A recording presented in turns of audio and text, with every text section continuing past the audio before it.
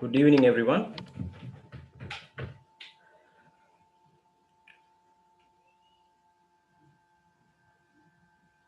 Yes, I think it's now 1 minute past 7. Am I audible to everyone?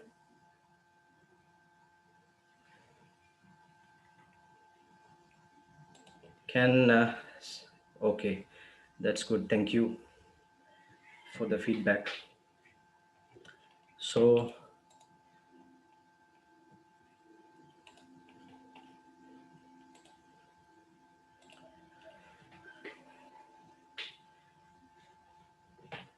so is my screen visible to everybody?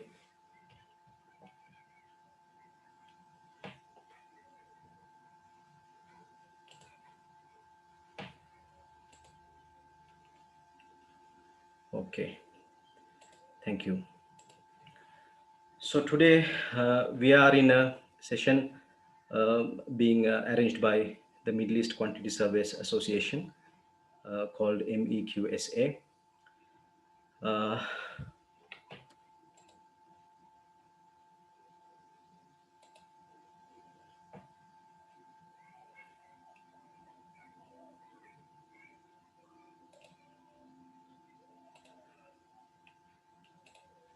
so hope you guys can see my screen. If not able to see the screen, please comment so that I will look into that. But hope the things are okay. You can see my screen. So we are in the, as I told you, we are in the session number 12 being organized by Middle East Quantity Surveys Association.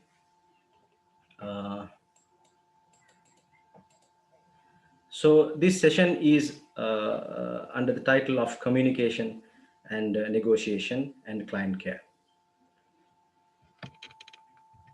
So to start with my presentation, I would like to give a brief introduction of myself. My name is Ahmed Mahir.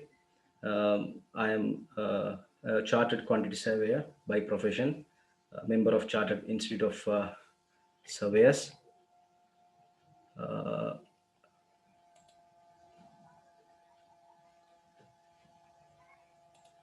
Hold on a minute because I'm receiving some messages.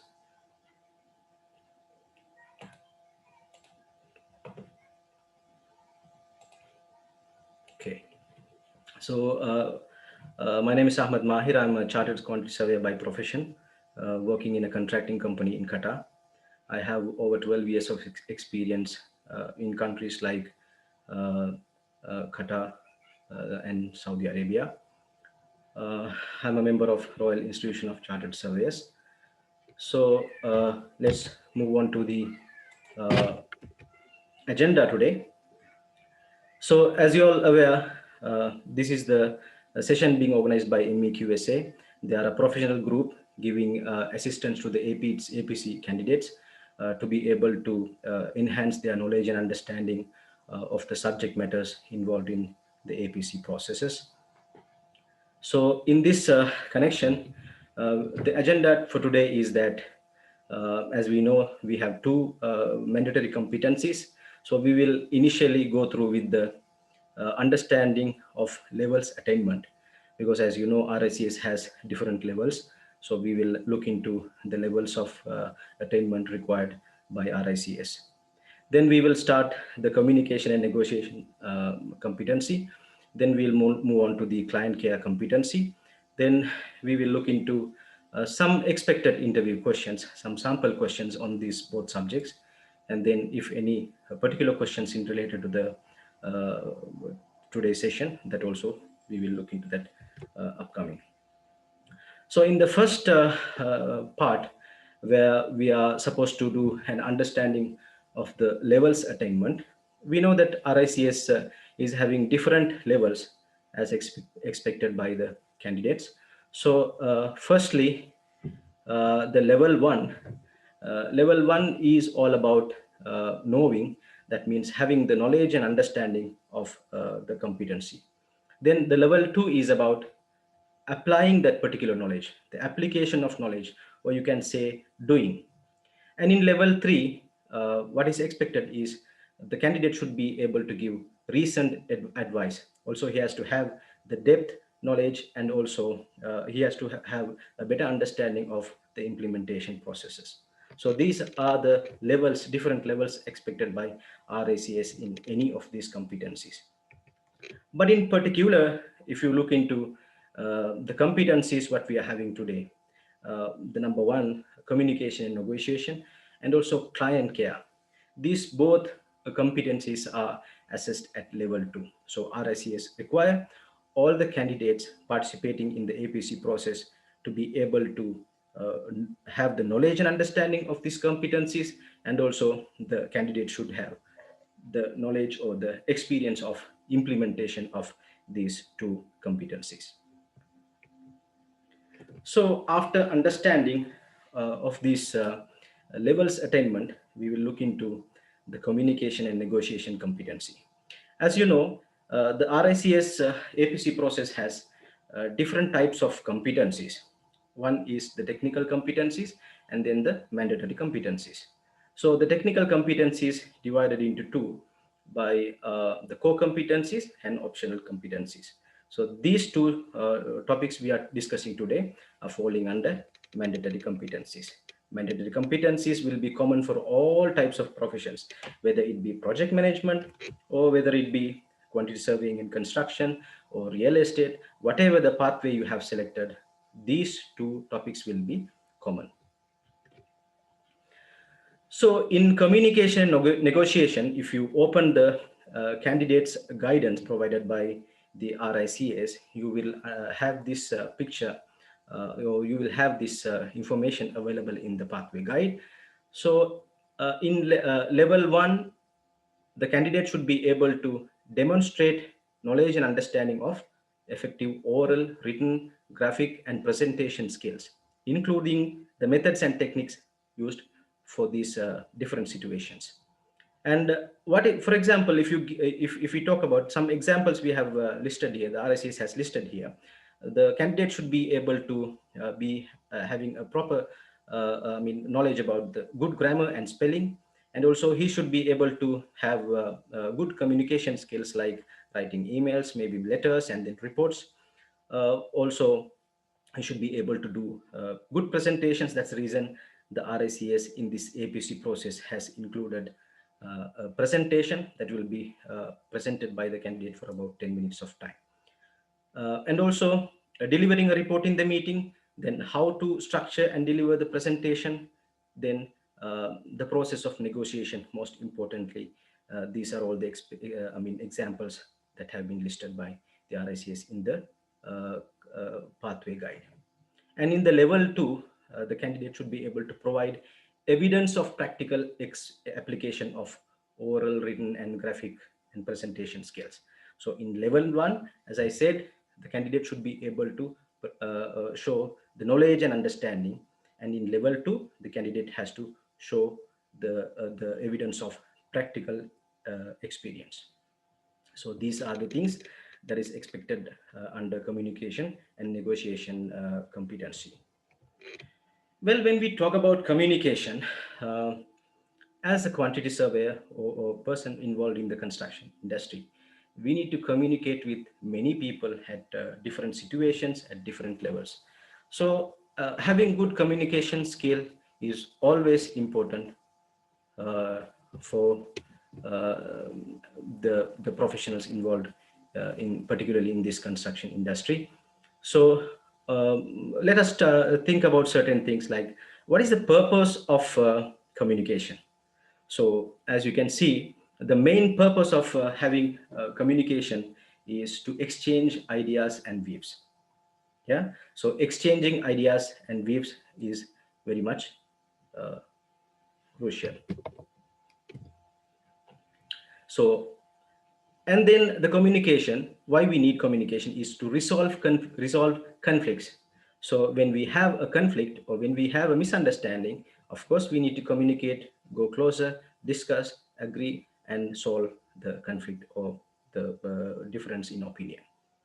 Further, to negotiate also, communication is a very important tool that particularly the cost managers or quantity surveyors should have. Depending on the situation or people, the communication strategy can be different. For example, a person having technical background or a person having non-technical background, we have to approach them differently. Yeah. So for different people we should apply different communication strategies. Also, certain people have different types of emotions.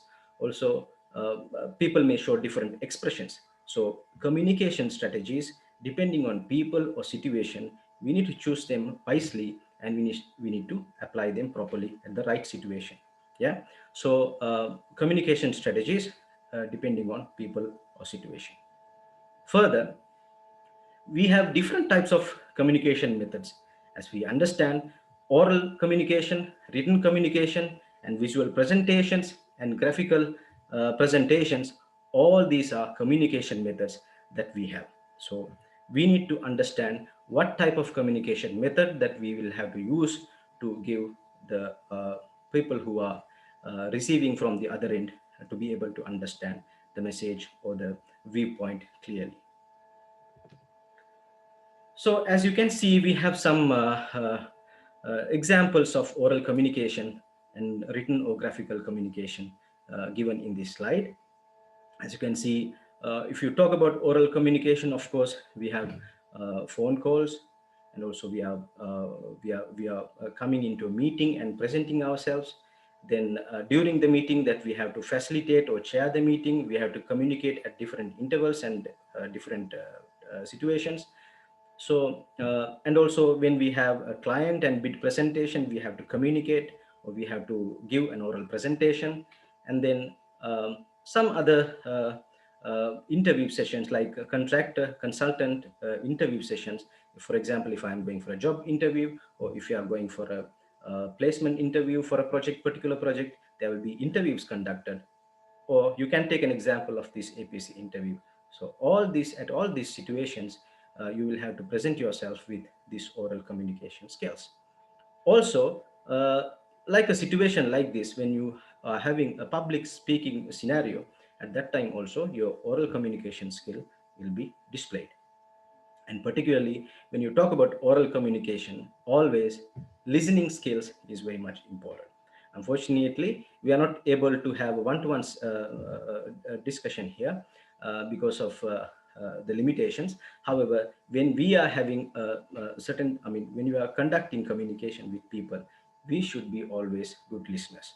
Yeah. So listening skills are also always connected with oral communication skills. So when we talk about written or graphical communication methods, we have letters, the correspondences, memos, and emails. All these are forming part of uh, written or graphical communication. All these are forming part of written communication methods. As a also you may be aware, report writing is a very important part of the written communication. And we have programs, and we have other information like drawings. Drawing is a very important type of communication that we communicate among our team. When we talk about a project, we communicate with all the people, or a big large number of people through these drawings, whether it be hard copy or CAD format, the soft copy, whatever it may be. We are communicating with people through drawings. Also, the building information modeling called BIM is also an example for graphical communication method. We are communicating, we are showing the three-dimensional views of buildings, we are showing what is inside in a three-dimensional view. So BIM is also a improving type of, or very much used type of communication method in this construction industry. So we understand now what are the oral communication methods, what are the written or graphical communication methods that we are using in the industry. So when we talk about communication, we should always think about two different words coming on and off. That is the effective communication and efficient communication. So anybody can communicate. I'm a quantity surveyor. I'm working in a project level, I can communicate with people. But am I communicating effectively? And am I communicating efficiently? These are the two questions that we have to keep on asking ourselves, because these two things are very much important when you talk about communication. So, what is this effective communication? So, effective communication means we are communicating between two or more persons. So, whenever we are communicating, the intended message should successfully reach the party who are receiving at the other end. For example, if I am the sender and there is a receiver, so I am sending my message to the receiver. Receiver is receiving the message. He understands what I am saying. Yeah. So he understands and he communicates back to me. So it's a two-way communication. So when the receiver understands the message, he communicates back to me, and I am also able to understand the uh,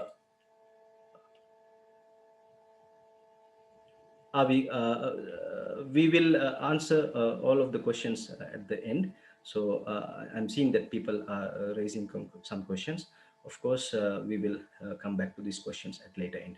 However, when we talk about, we'll go back to the effective communication, what we were talking about. So in effective communication, as I told, it's a two-way communication. Communication going out and coming in, both are understood by the receiver and also the sender. So this is called effective communication. Yeah. So when we talk about efficient communication, so what is this efficient communication? The ability to deliver the message in a shortest amount of time, the ability to deliver a message clearly in the shortest amount of time. So, how quick the message goes from the sender to the receiver. So, this is what we call as efficient communication. So, let us again refresh the wordings to have a better understanding, because these both words are mostly somewhat complicated, complicated, or it understood in a different manner by the candidates. So effective communication is about two-way communication when the sender and receiver are both properly and clearly understanding the message or understanding the content of the communication. So that is effective communication. In efficient communication, how quick the clear message is reaching the receiver. So this is what efficient communication. So I believe that you have understood what is the difference between effective communication and efficient communication.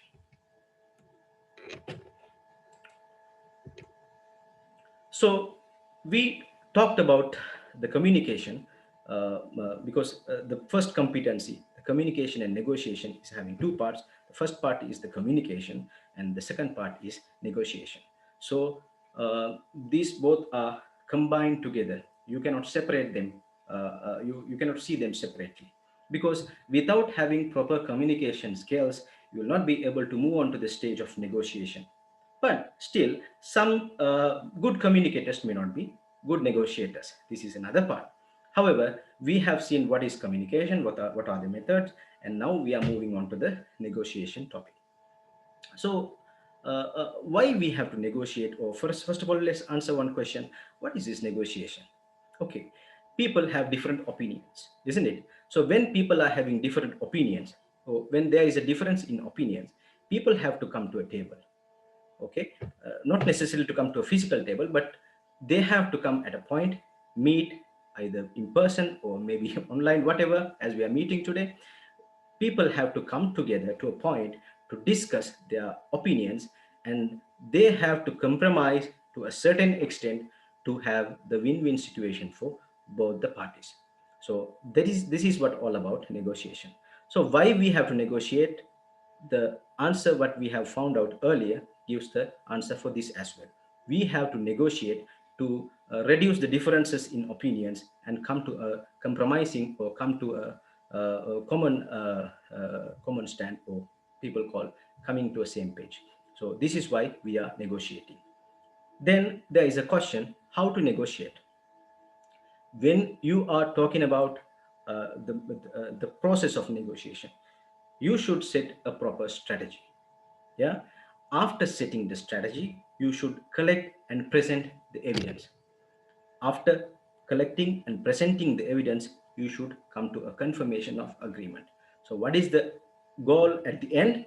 The parties to come to an agreement. This is the goal. Sometimes it is achieved, sometimes it is not achieved. However, the goal is to come to a confirmation of agreement. So we will look into the process in detail, but in general, this is what is all about negotiation.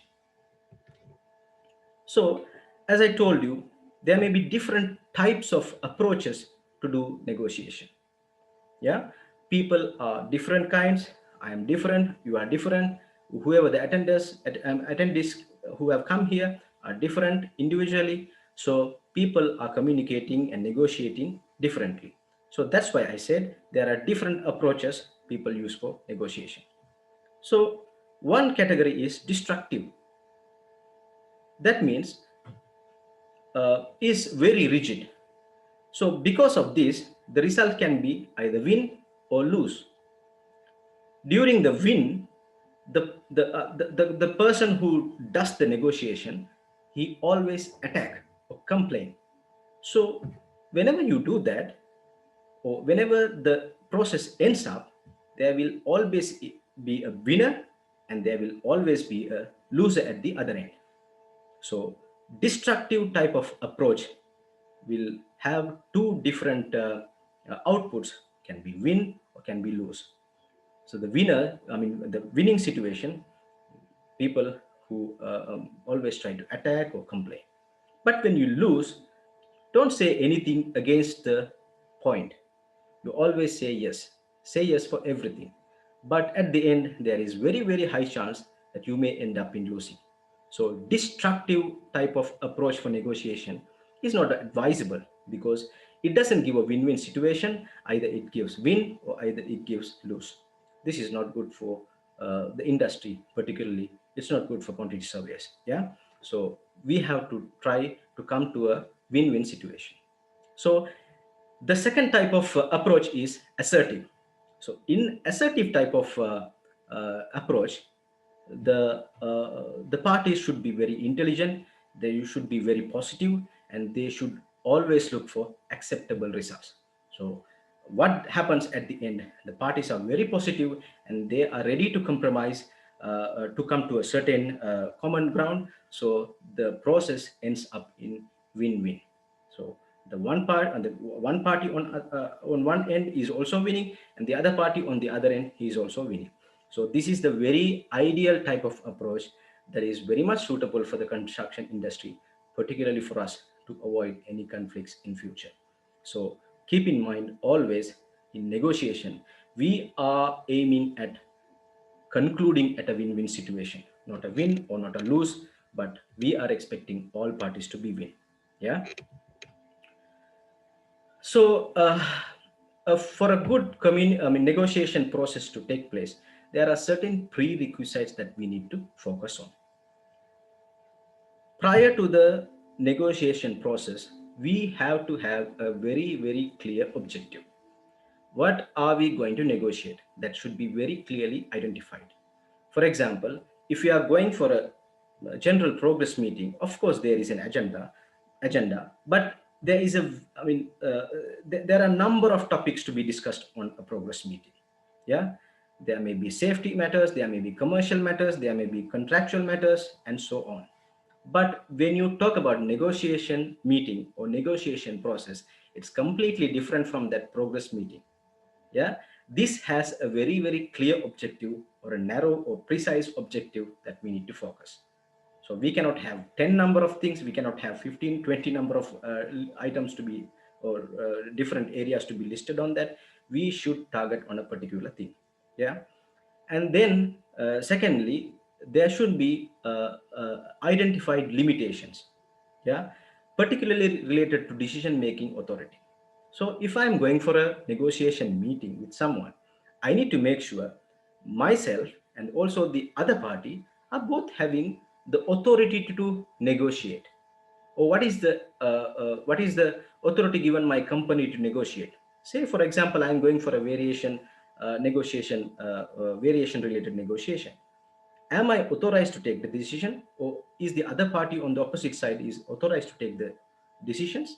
This we need to make sure. This we need to identify clearly. Yeah.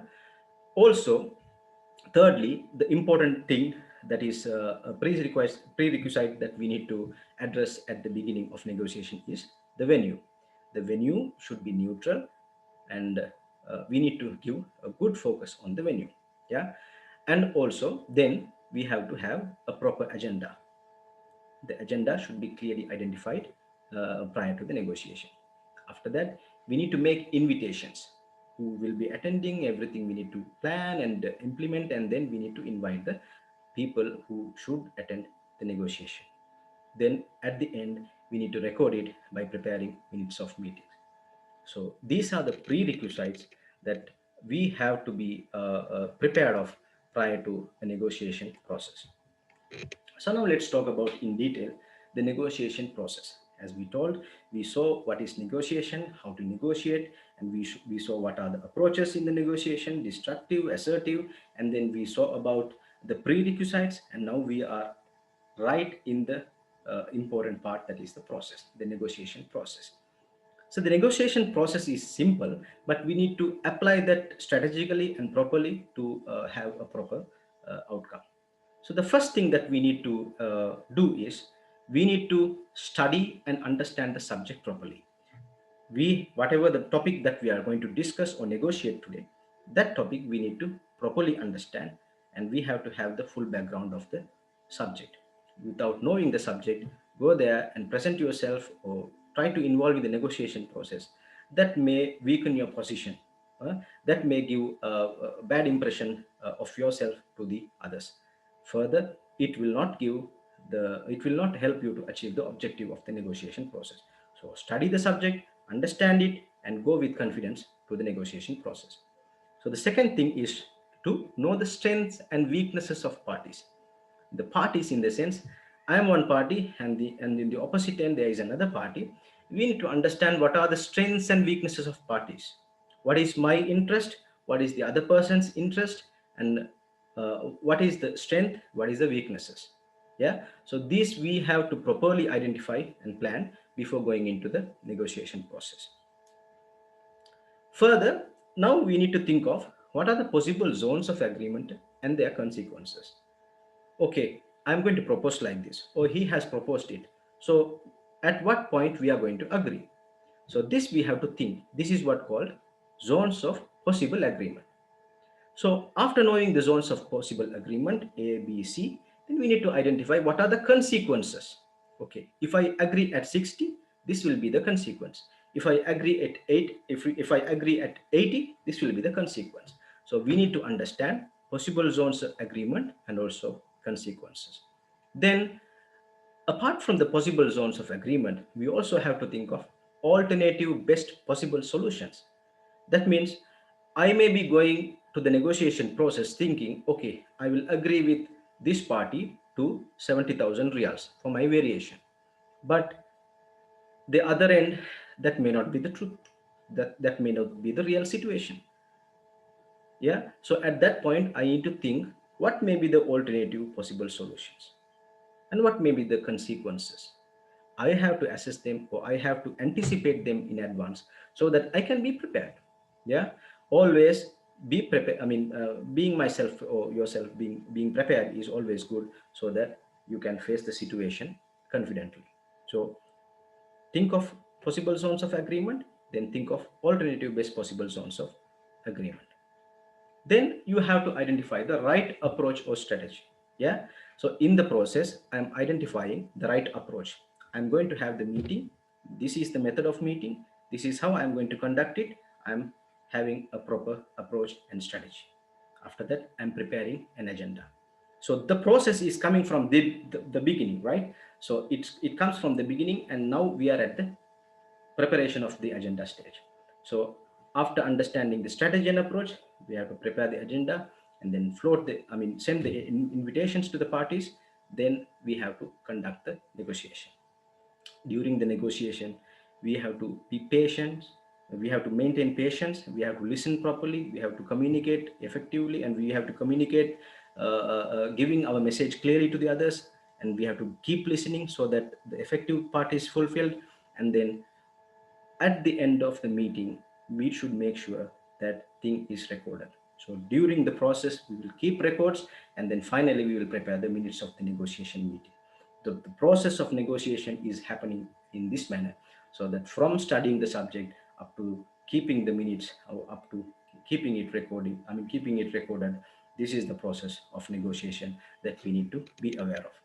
So if during the APC interview, they may ask to tell the process of negotiation, then you will be able to tell in this manner. Yeah.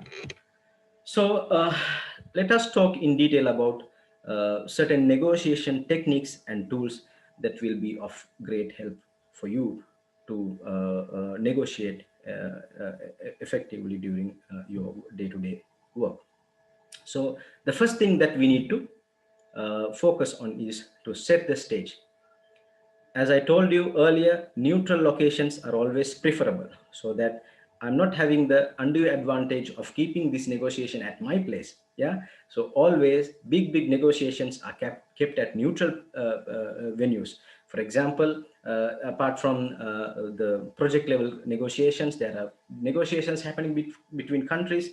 So at these types of at these situations, you will see that the negotiation is happening in common place, so that the parties are given reasonable advantage. Yeah.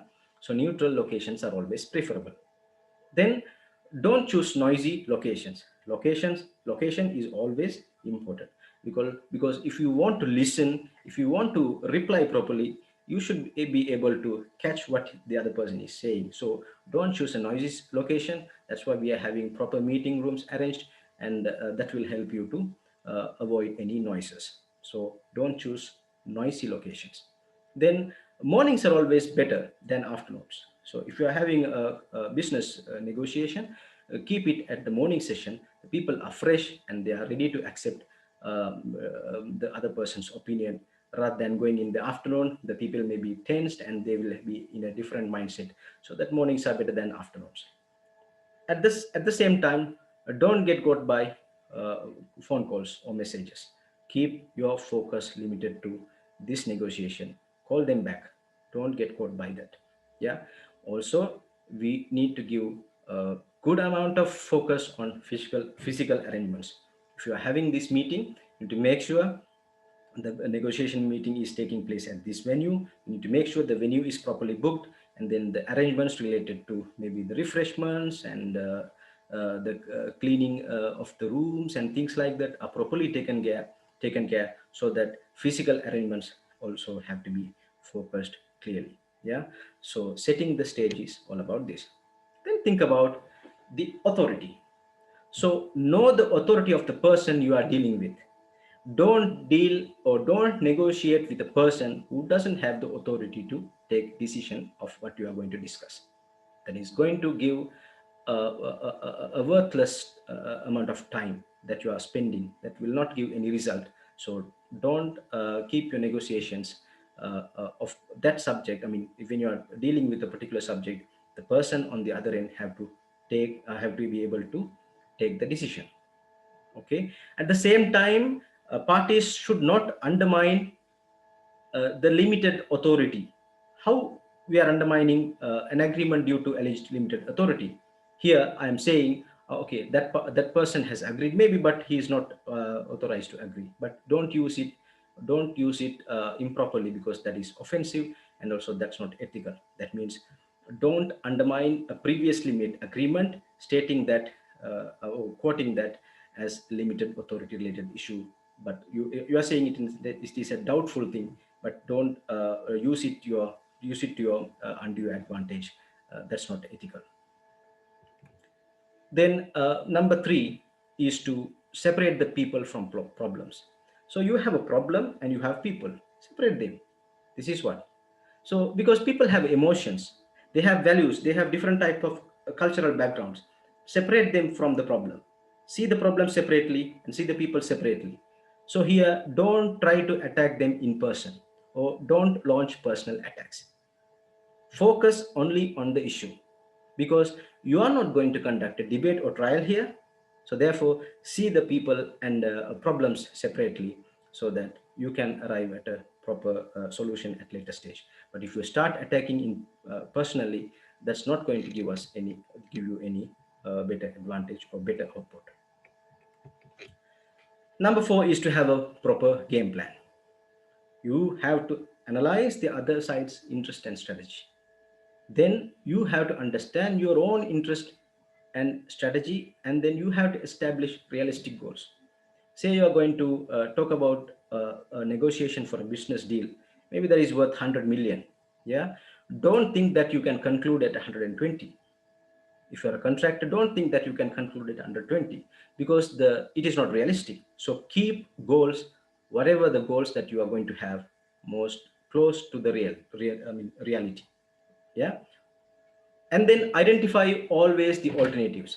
As I told you earlier, alternatives are to be thought at advanced stage, because in two-way negotiation, in negotiation, you have to think of alternative outputs always to be able to prepare. Okay, and prepare as much as possible. If you don't prepare and yourself, and you don't have a proper game plan and present yourself at the negotiation meeting, that can be a disaster.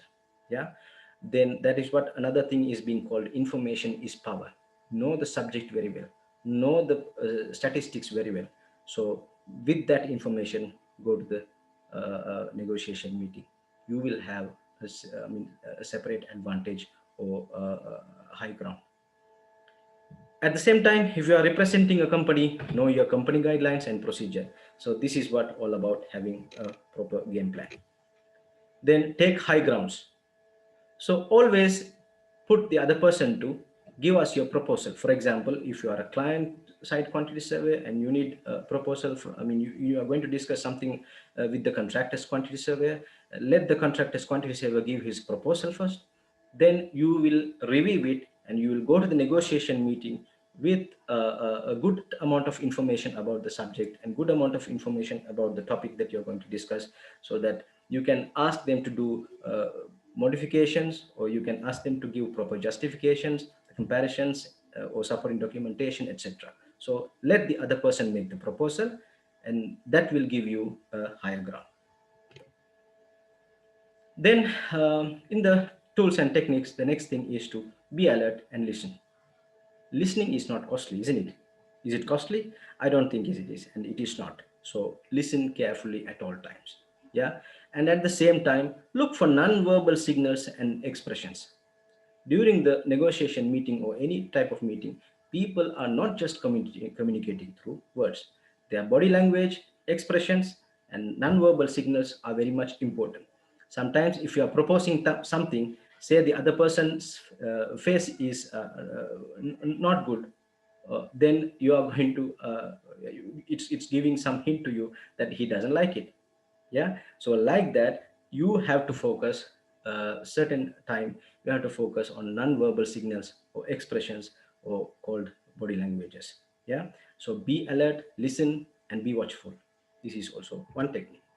Then there is another thing that is called test the water. For example, I need to achieve 100, but if I want to achieve 80, I will propose 100. Yeah, so we are giving a room for discussion. Don't always go for the 80. I'm talking what you have to do at the negotiation stage, right? So if you need something, okay, 80 reals for a certain thing, then you need to ask for 100. Then the person may come and conclude with yourself for about 80 or 85. So people end up in the win-win situation. Yeah. So always test the water. So if you want something of certain amount, that make sure that you are keeping a room for discussion and negotiation or compromise, so that the people are leaving the room happily. Yeah. Then another technique is to speak out, but with a purpose. During the negotiation meeting, don't limit yourself without talking, or don't keep yourself with a complex issue. Speak out and seek clarification if you are not understanding. Say if all the others at the negotiation meeting are understanding the subject, and if you are not able to pick it up, You have to stop, seek clarification if you're not understanding, because no point of staying at the place without understanding, isn't it? So make sure you speak wisely, properly, and understand the subject. But always make sure that you measure your comments. Don't talk with don't open up your emotions. Yeah, if you are not uncertain about certain thing, don't speak. Listen. Silence is a very, very useful tool. Yeah, so speak out, but with a purpose is a very important technique that you have to keep in mind. Now, most important thing as RICS or as professional quantity surveyors, we have to be very ethical. Yeah, RICS has a separate competency, mandatory competency on ethics. So make sure as professional quantity surveyors, you're going to be professional quantity surveyors soon, isn't it? So in that case, always avoid unethical tactics. Yeah, don't use these unethical tactics or cheap tricks to cover the other person's eyes. Yeah, so dishonesty is not effective in long terms. Yeah, so if similar techniques are being used against you, expose them and talk to the right people to avoid these unethical tactics in place, I mean from the place. Yeah, so avoid unethical tactics and cheap tricks. Then another important technique is never rush to a decision. Never rush to a decision. Take break. Say you have a deadline, you have to come, okay, you have a deadline day after tomorrow. You are conducting a negotiation meeting prior to that. Don't rush to a decision. Take your time, take 15 minutes, take half a day. Keep the process again. Doesn't, I mean, it's not wrong. But don't rush and end up in the wrong decision. Yeah, because there is a saying that rush decision may not be the best decision. So be careful, never rush. Yeah, take break, because when you are thinking that the deadline is reaching, there is a sense of urgency, it may weaken your position during the negotiation meeting. So to take back your confidence, take a break. So another technique that we are going to discuss is be creative. You have A, you have B, but you can't think of C. Yeah, C may be a better one if you are creative enough to find it out. So you invent options that will give mutual gain, that may be giving a win-win situation for both parties, but you need to invent it. The decision or the solution doesn't come along your way. You have to find it. So invent those options. And don't search for the single answer, or don't keep something in your mind and don't try to achieve it always. Brainstorm for new ideas, and at the same time don't keep assuming certain things, or don't make premature criticism. What is premature criticism? You don't understand the subject properly, you don't understand the proposal properly, but you start criticizing. No, your criticism should be constructive. So don't go for premature criticism, go for constructive criticism, no problem, but understand it first, and then go for the criticism. Also, main importantly, avoid assuming. Don't assume, but always make sure that you understand it with evidence and facts, and then start talking or start negotiating. So these are the techniques that we have seen. There are these various techniques and tools that you have to use during negotiation to be able to successful in the negotiation. So this is all about negotiation. As I said, we understood what is negotiation. We understood the definition of negotiation, that is to have a win-win situation, to a discussion that we are conducting to have a win-win situation for the parties. And then we understood what are the approaches of negotiation, and then we discussed about the process of negotiation, and then what are the tools and techniques that we need to keep in mind to have a proper negotiation. So that is what we followed: communication and negotiation under the topic. That is what we have followed so far. So now we'll move on to the other competency in the list, that is client care. So when you open up the pathway guide provided by the RSCS, this thing will pop up. That is to give a description of the level 1 and level 2 to the candidates. So in level 1, demonstrate knowledge and understanding of the principles and practice of client care, including the concept of identifying all clients, colleagues, third parties, who are your clients, and the behavior that is appropriate to establish good client relationship. Number two, the systems and procedures that are appropriate for managing the process of client care, including complaints. Number three, the requirement to collect data, analyze, and define the needs of clients. So this is what the knowledge that you have to demonstrate at level 1 under client care. And under level 2, you have to provide evidence of practical application of the principles and practice of client care in your area of practice. Level 1 is knowing, level 2 is doing. So in level 1, you will represent, or you will represent that you are aware of these three things. In level 2, you will demonstrate that you have the evidence, or you will show that I know that I can do this. Yeah. So these are the things that is expected by RSCS in level 1 and level 2 under client care. So when we talk about the concept of identifying clients, colleagues, third parties, who are your clients, and the behaviors that are appropriate to establishing good client relationship, we'll break it into three parts too. Okay, this point we will divide into three parts. First, identifying clients, then types of client, then behaviors. So this big sentence is having these three keywords. Identifying clients. There are different types of clients. Yeah, there are different clients. One is existing clients and the other is potential or new clients. Existing clients are already with us, but we need to have a proper client base and active management to make sure that we are caring about them properly. For the potential new clients, we need to identify them and attract them to our business. So this is all about identifying clients. Then we have different types of clients. We need to understand who are my clients. Particularly if I am a quantity surveyor in contracting, I know that there are different clients. Whoever expecting something to come out from me are my clients. Even my project manager is a client. Yeah, even my the employer is a client. The consultant QS is expecting something to coordinate with me. Is a client. I need to give my service to them properly. Yeah, because he is representing the employer. So all these are my clients, my colleagues, all these are falling under clients that we need to take care of them. Yeah. So I need to understand what are their objectives and interest.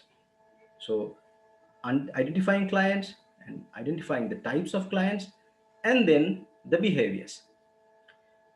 Always we have to show professional conduct, isn't it? The behaviors is very much important. The client is expecting a service from us, particularly a professional service from us. So we need to show professional conduct. That's the reason the RICS has come up with a separate mandatory competency to have this in place. Yeah, so that whoever passing out from that process will show professional conduct. So in this, you will also be having, you will be developing your communication skills. So you will show clear communication, and also whenever you are giving expectations, you will give realistic expectations. Yeah. So by giving realistic expectations, you will you will try to achieve, or you will achieve the objective in a timely manner and with meeting quality objectives. So identifying clients, we have different types of clients there, existing clients and potential new clients. Then the types of clients, maybe inside the organization or out, we are understanding them. Then it's then about the behaviors, having the professional conduct, giving really realistic expectations to the clients, and then delivering the report or delivering any product in a timely manner and achieving the quality standards. So these are all coming under behaviors. Then the systems and procedures that are appropriate for managing the process of client care, including complaints. So we have to understand different things here. The client care on projects. We have an existing client on projects. How do we care them? What are the procedures that we are having in place to care them? Then how do we manage our entire client accounts? Or how do we manage the client database? Or how do we manage the set of clients that we have? So client account management. Then having clients feedback. Okay, then client business development activities. We need to understand what are my clients achieving, or what are my clients doing. In what activities my client is involved. Yeah? Then the procedure is about complaints. We'll see them in detail, but I'm just saying from this point what are the things that we need to open up. So let's open up in a little bit detail. Client care on projects. When we have a existing client on the project, we need to make sure that our communication lines are kept clear and appropriate. Yeah. So whenever we are conducting ongoing dialogues, ongoing discussions with the client, we need to discuss about how we are achieving the deliverables. We need to discuss with the client that whether this team that we have put, how they are achieving and what is the input they are giving to the project. So on project level, we have to maintain clear communication lines with the client. We have to open up dialogue with the client to understand how we are or where we are in terms of delivering. And then we have also we also have to discuss when we are providing particularly professional service to a certain client. We need to understand what are the team members that we have put for, and what are those team members giving to the project. So at project level, we will discuss all about, or we will take care of all this under client care. And under client account management, we can say that this is all about having a properly structured account management. Yeah, we need to track what are the developments that a client organization is making, what are the developments that they are making, so that we can understand what are their needs and wants, so that we can plan our response accordingly. So at the same time, under client account management, we need to maintain regular and proper contact with clients as always. Then client feedback.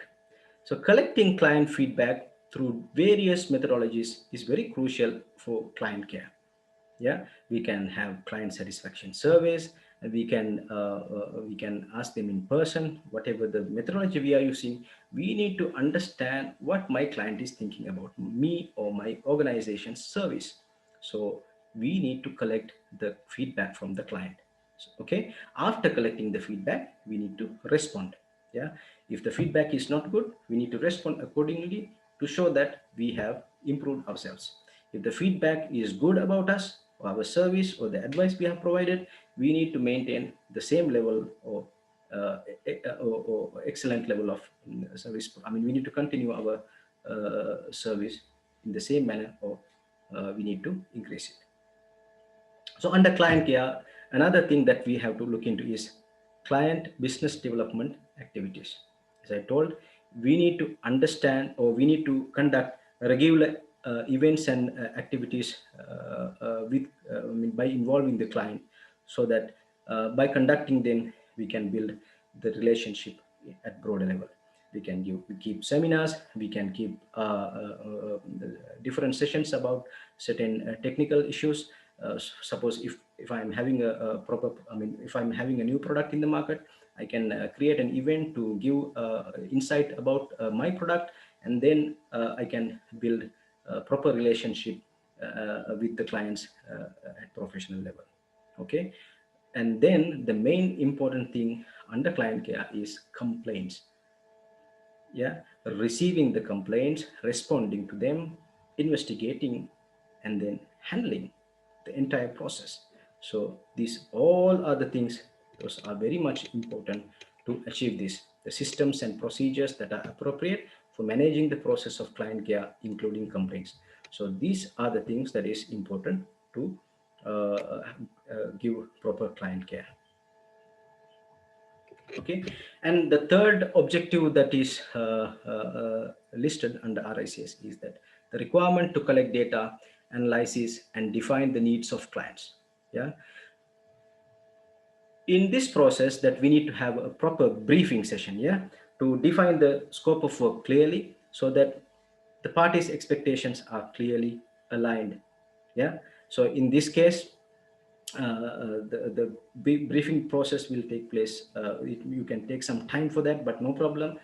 You understand it, and your expectation, I mean, the client's expectations are understood, and then you are putting forward the insights from your end, the viewpoints from your end, so the client understands the real situations. Take some time and define the scope of work very clearly, so the expectations from both sides are properly aligned. Yeah. And then during the implementation process or prior to the implementation process, make plans properly, or plan the implementation properly, so that you are on track to achieve the client's requirements. Yeah. So job planning is very much important to give the clients what they require. Yeah. Then keep continuing with the proper client management. Yeah. All the processes that is required to do client care, you need to keep it in place, and you need to implement them properly, so that you are keeping a continuous client management. So, as we said, I highlighted one important thing earlier, that is complaints. When you are doing client care, one important procedure is that complaints. Always, or most of the times, the clients may come up with complaints, or they may have certain issues. You need to listen to them, you need to receive them properly, professionally, and then address them to find out the right resolution. So complaints is a very important subject under client care. So what are these complaints? What are these complaints? Complaints are described as the expression of dissatisfaction. So when someone asks about a complaint, or there may be a question during your interview asking what is the definition for complaint, just in case, then you can reply to them with, saying that it is the expression of dissatisfaction. So if there is a dissatisfaction, of course there is chance to have a complaint.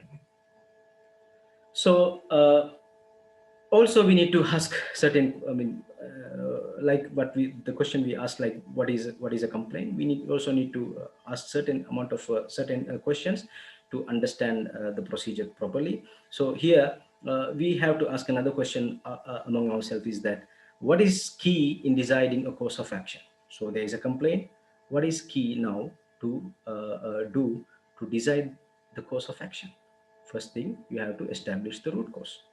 You need to identify the root cause. Yeah. So when you identify the root cause, it may give you very much good advantage, or it may give very much good insight about the problem, and then that you will be able to address the issue that causes the problem. Yeah. But you keep it in mind that you have to, of course, take the complaints very seriously, but don't assume whenever you have a complaint that there is a major problem. Don't assume, don't go with that assumption. Yeah. Because you are a professional quantity surveyor, but the client, uh, he may not be very much expert in the subject that you are dealing with day to day. Yeah. So his understanding may be different.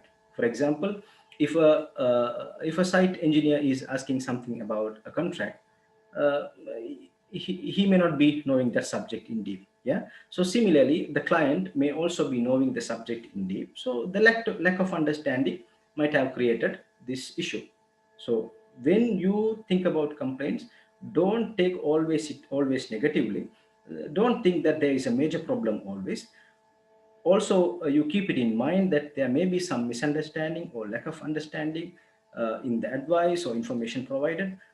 So try to find out the root cause and understand whether it's a misunderstanding or real problem, and then try to take the course of action. So the key in deciding the course of action, we need to understand the root cause. Then another question that we need to ask ourselves is that how complaints are received. A complaint can be received through mail. A complaint can be received through email or internet, or a message, and then a complaint can be through a phone call, or the complaint can be in person. So there can be different approaches by the client who is coming up with the complaint. So these four routes can be used to lodge a complaint. Now, after understanding what is complaint and what is the key in deciding cause of action and what is the methods that the complaints are received, now we need to start talking about how complaints are dealt with. So, to deal with the complaints, we have a procedure called complaints handling procedure. Yeah. So, as you are aware, the firms that are recognized or regulated by RICS have to have complaints handling procedure. Yeah. So, this is a very important rule, conduct rule for the firms to have complaints handling procedure. So, every firm that comes up with RICS regulation, they have to have this CHP. So, as we told earlier, how complaints are dealt with. Complaints are dealt through complaints handling procedure. Yeah.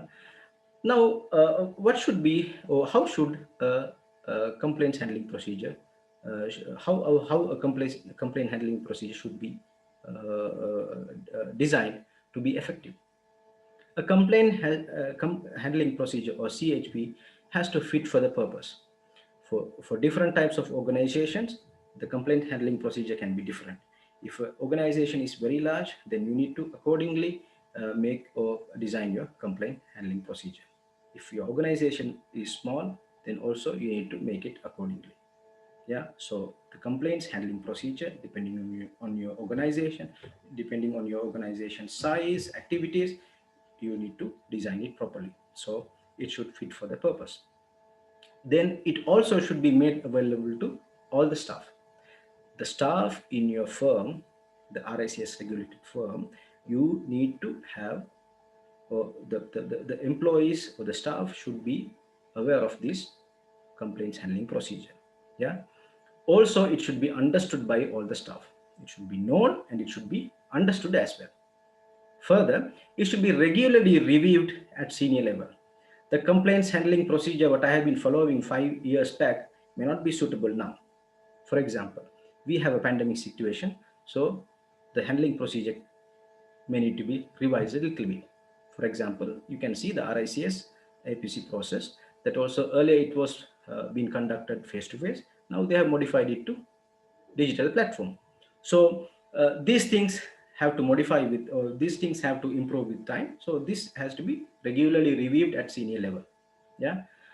Also, it has to be agreed or discussed properly with the professional indemnity insurance provider, because you are covering your service with the professional indemnity insurance. So when you are receiving complaints, the procedure, you are having a procedure in place, that procedure should be in compliance with the PII, means the professional indemnity insurance. Also, the details of redress mechanisms, independent redress mechanism should be clearly mentioned in the complaints handling procedure. So these are the features of an effective complaints handling procedure. So we understood what is a complaint. We understood what is the key to decide the course of action. We understood the routes that complaints are coming up, and then now we have learnt about the features of an effective complaints handling procedure. So now we will discuss about the steps of complaints handling procedure. So in this, you should have, first of all, a complaints handling procedure, of course. Yeah. Then there should be a dedicated complaint handler. Yeah. Then that the particular complaint has to be received properly. Yeah. The complaint has to be received, whether it in mail, email, phone call, or whatever it may be. You need to receive it, and then you need to record it. You need to keep a log of the complaints. Then only you can track when you receive the complaint, when you have responded, what actions you have taken, and what is the solution arrived. So you need to receive them, keep log, track them. Yeah. Then after receiving a complaint, you need to evaluate. As I said earlier, don't come to a quick conclusion that there may be a big problem. Yeah. So there may be various reasons for the client to raise the complaint. So first of all, evaluate the complaint in detail. So after evaluating the complaint, you will have to first you will I mean you will have to give up or give a initial response. This is very much important. This initial response necessarily not meaning that you have to give the solution to the client immediately. You have to respond to them. Yeah, if the complaint is coming through a letter, you need to respond to them, the client, stating that yes, we have received your complaint, we will look into this matter and we will take appropriate action, or we will decide the course of action and we will keep you informed. So this initial response has to go to the client. Yeah, this will give the client the confidence that okay, my expression is being taken care by my service provider. Okay, after giving the initial response, you need to investigate. So it doesn't mean that you have evaluated, you have responded and then close the file. No, you have to investigate. You have to truly investigate and find out the root cause and then identify the course of action. So if required, you have to escalate it. Yeah, how you will escalate? If you cannot solve it, or if the client is unhappy with your decision, then you need to escalate to the next level, that is to go to an independent redress mechanism or redress service provider. Yeah, so you need to escalate it if required. Then always, very importantly, keep records. As I said, receive the complaint, keep log, keep a complete track. Okay, so when keeping complete track, you know that when you received it, what actions you have taken, how, when you responded, everything you need to keep record properly. So these are the major steps of a complaint handling procedure. So under this topic, I would suggest the APC candidates to make further reading, and I would suggest to make reading. I would suggest you to go through these documents prepared by the Royal Institution of Chartered Surveyors. Number one is that RICS Professional Guidance Note on Complaints Handling, prepared by RICS. You can download it from the RICS website, and then a document, the guidance given by the RICS for the firms, complaints handling procedure. That document also is available on the RICS website. You can get it downloaded from the RICS website. So reading this will give you good confidence and good knowledge about the subject matter, so that you can face your APC process confidently. Yeah, so we started the session with the communication. Then we studied a bit about negotiation, the process, approaches, etc. Then we also looked into the matter of client care. In client care, we also understood, or we also discussed about the complaints handling procedure, or called CHP. Now we'll discuss some expected questions that may come in RICS APC interview. One thing you have to keep it in mind, that these two subjects are not a broad subject like the other competencies that you may be having, like core competencies or something like that. So in this case, you may be having 2 or 3 questions from communication and negotiation during the interview, and also you may be having another 2 or 3 questions from client care. So altogether, maybe you will be having about 6 to 7 questions totally, but you need to be prepared for these 6 to 7 questions, because you have given or you have written certain things in your document, so that will be a question definitely by the assessor. However, we will discuss now some expected questions that has come in the past, so that you will be better prepared to face the interview. So under communication negotiation, we'll discuss that what are the barriers to communication. What are the barriers to communication means, they are asking what is the obstacles that you will be having, or what will stop you from conducting or showing good communication skill. So the number one is that poor language skills, poor presentation skills, and then lack of speaking ability, then poor dealing with multinational cultures, and poor listening skills. So these are some of the barriers to communication.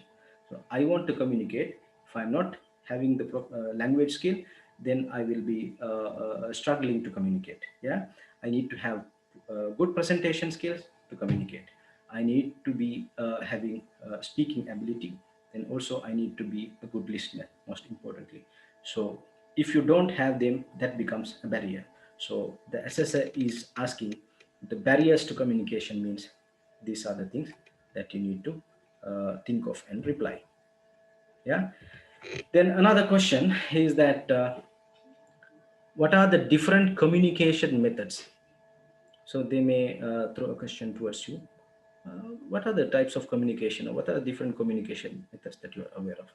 So when they ask about that, you need to reply to them that there may be different types of communication skills, the communication methods, oral and written or graphical. Then you can say that meetings, phone calls and presentations are examples for oral communication methods. Letters, daily report, weekly report, construction program and memos are examples of written communication. Uh, okay, so you can also add in the lineup, you can add also you can also touch about the graphical presentation methods. So these are the different communication methods that you should keep it in your mind. These are common questions that will come up during the interview. So question number 3, what do you understand by the terms effective communication and efficient communication? So this is a most common question that has appeared in many of the candidates interviews. So always don't confuse yourself. Understand what is effective communication and efficient communication. Effective is about giving proper understanding of the message. Yeah. Then efficient communication is about giving the clear message quickly. So what is effective communication again? It's a two-way communication where both sender and receiver properly understand the message. Then in effective, efficient communication means the ability to deliver clear message in shortest time, right? So keep this in mind. You may receive some questions about this and be prepared to answer this. It's a very simple question, but you should avoid the confusion. So the question number 4 under negotiation is that they are asking about what is negotiation. It's a very simple question. The negotiation means it's a dialogue aimed at reaching a win-win agreement or solution. Always you need to bring this keyword win-win, because there is no need to go for a negotiation if you if you want to, if you don't want to achieve a win-win agreement or solution. So if the question is what is negotiation, you need to tell them that it's a dialogue aimed at reaching a win-win agreement or solution. Question number 5, it seems you did negotiation while working at ABC project. Tell how did you do that? Definitely, as a quantity surveyor, you are going to write in your experience summary that I worked in ABC project and I did negotiation with so and so person. So you're going to give some explanation in your experience summary. So when you write that, the assessor will pick it and they will throw this question at you. How? It seems you did negotiation while working. Tell how did you do that? How you're going to reply? First, I studied and understood the subject. Yeah. Then I understood, or I studied about the strengths and weaknesses of parties. Then I thought of the possible zones of agreement and their consequences. In parallel, I thought of the alternative best possible solutions, the agreement, and then the consequences. Then I determined the right approach or strategy. I prepared an agenda. I invited the parties to the negotiation meeting. I conducted the negotiation. Then I recorded, or I made sure that the process is properly minuted so that it is properly documented and recorded. So you have done it in past, so you have to state that you like you have done it in the past. You should not put it as a, like you should not tell the same thing like how a presentation, how a theory is being presented. You should not do that. You should, but they are asking about a practical knowledge, so you should show them that you have done it. So you should tell it in the past tense clearly that you have done it. You have done it. I did it. I did this. I did this, I prepared the agenda, something like that. I mean, you have to do, you have to tell them like you have did it, or you have to tell that you have did it in this manner. Yeah. So in question number 6, they're asking, in your experience, what are the qualities you think a good negotiator should have? So a good negotiator will have certain qualities. They are asking, what are those qualities? So this is a general questions that that may also appear in the interview. So having patience, having good communication skills, having good knowledge of the subject, having good analytical thinking skill, decision making ability most importantly, and making ability to make decisions under pressure. Yeah. And then being creative in terms of identifying alternative options. Think of these qualities. These are the qualities that a good negotiator should have. He should be patient. Yeah. He should be a good listener. Yeah. As I told you, listening is very cheap. Listening is not costly, but it will give you very, very good insights of the other person's opinions, so that you can provide your counter proposal appropriately. Yeah. So think of, or keep in mind these qualities of good negotiator. So we'll move on to some questions under client care. First thing is, what is client care? The answer is, client care is about identifying and fulfilling the client's requirements in a timely manner. So identifying and fulfilling the client requirements, this is very important, but at the same time, it should be delivered in a timely manner. Yes, I understood the client's requirements and I fulfilled it. Client wanted in 6 months, I did it in 1 year. That doesn't mean that I have done good client care. So this identification and fulfillment of the client's wants and needs should be done promptly and in a timely manner. So keep in mind this definition about client care.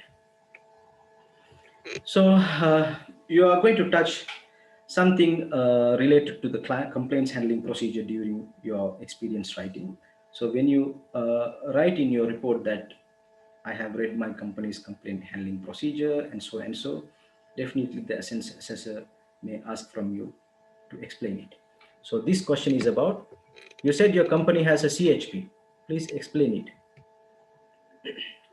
So this is all about your company's CHP, right?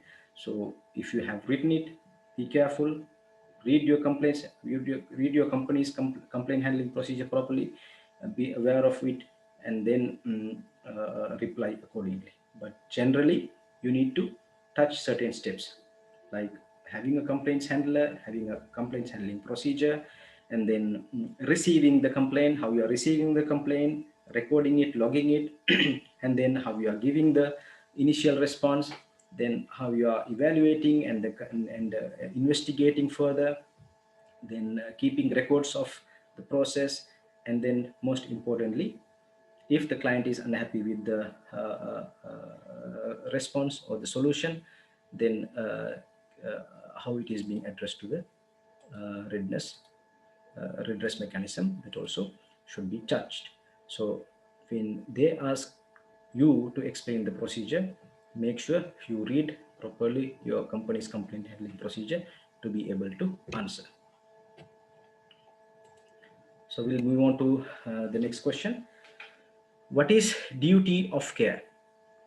Okay, this is also a question that has been asked in the past. So what is duty of care? If you read it, it is about the obligation an individual or organization owes to another party in performing acts or providing services with no damage or harm to the other party. I'm an individual, or I can be an part of the organization. So when we give advice or provide service, we should make sure that we are taking reasonable steps to give our service or advice properly, so that the other party is not damaged or harmed. So This is what all about duty of care. The obligation an individual organization owes to the other in performing acts or providing services with no damage or harm to the other party. So finally, we are coming up with a question: how to ensure a client is satisfied about your service? So we discussed about client care and so and so. So they can ask from you, how do you ensure that your client is satisfied with your service? So what is the answer? By conducting client feedback surveys and asking for feedback during regular contact, you can identify, or you can understand whether you or your company is providing the service what the client is expecting. So getting clients feedback is the answer. So this is the questions time. We discussed about communication, we discussed about negotiation, and then client care, and most importantly under client care, we discussed about the complaints handling procedure. And then we also talked about certain sample questions that may come up during your APC interview. As I told you, communication and negotiation is a subject that is not focused by many people, but of course you are going to start your APC process with this competency. Yeah, because you are going to write a lot of words, so you should have the writing communication skill. Then you are going to start your APC interview with a presentation of 10 minutes. So you should be able to present yourself in a proper manner. You should be able to present your case study in a proper manner. Yeah. Then you are going to answer about 50 to 60 questions from the assessors. Then you should be a good listener, which is also part of communication and negotiation. Yeah, so this is very important. Don't take it light, and focus on improving your communication skills. Yeah, so because when you are starting your APC interview with confidence, if you deliver a good presentation, then the next 50 minutes is yours. So focus on improving your communication skills, then present yourself as a professional person. Yeah, professional quantity surveyor, or whatever the profession you are. So you will be able to succeed in your APC process. Yeah, so if you have any questions, you can raise your hands, or you can put forward your questions. You can type them so that I can see the question. The question will appear. Okay, one person has asked here, are we going to get this presentation after this webinar? Is being asked by Zakaria. Yes, this presentation, uh, uh, we can share this presentation. I believe I will hand over this presentation to the MEQSA, Middle East Quantity Surveys Association. So I believe that uh, that will be reaching to you. Okay, that can be arranged, I believe, with the help of MEQSA. Okay, I think yeah, I think there is no more questions coming in from the attendees. Some people say that there may not be questions if the session is understood properly. At the same time, or on the other hand, maybe the session was not understood, so that the people are silent. So there may be different sides. Okay, great to know that feedback from you. Yes, great. So I have come to the end part, and I wish from my heart thanks for listening, you guys, and also very good luck to all of you. and keep improving, guys. Keep focusing. You're going to soon become a professional quantity surveyor, and you can deliver the community and deliver the professional community, uh, professional community in a better manner. You can conduct webinars and seminars later on, and I hope I have finished bit earlier, but good. Nice to meet you all here. Thank you for MEQS for giving the opportunity, and all the best once again, and thank you and good night. Bye bye.